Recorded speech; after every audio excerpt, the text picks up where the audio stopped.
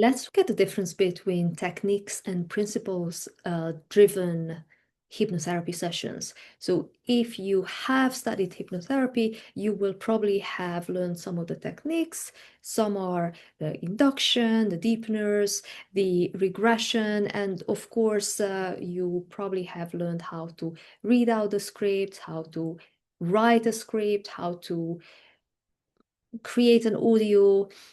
So there are certain things that we all learn when we go to a conventional hypnosis course. Now, on these are all techniques and they make sense, they work very well in most cases, but not always. So you will see that a lot of times when you apply them, when your client is there in front of you, you might actually fail to be able to use it reliably all the time. And whether that is 50% of the time or 10% of the time, it doesn't matter because you want to be able to apply something that is always reliable, that you can always guarantee those results. And it's not necessarily the first session, that if you actually do more sessions, that at the end of working with you, they have actually got those results that they were seeking and you were promising.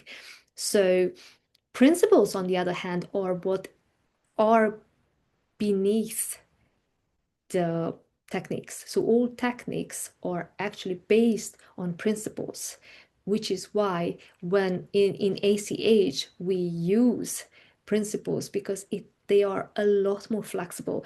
They don't demand that the client adopt and adapt to this protocol that you're using, that they have to go down the stairs, they have to visualize, they have to do the regression. Instead, when you're using conversations in such a way that you want to adapt the conversation, your method that you're using to the client, then principles are much, much better because you can come up with things that you can do in order to best suit the person sitting in front of you rather than all the other hundreds of people you have seen who had a similar issue or who had the same symptoms. So that is what is important about principles, that they are flexible and that you can use them so that you adapt to the needs of your clients rather than they adapt to you.